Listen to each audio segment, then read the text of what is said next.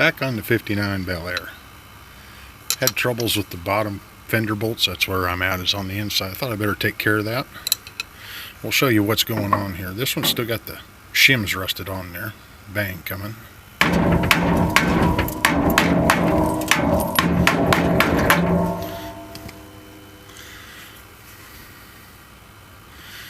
And that's your offending clip nut right there.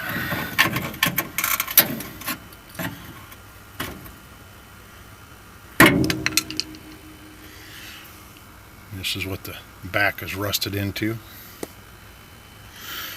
Gonna replace it with this clip nut from your local Napa or so, 3/8 course thread.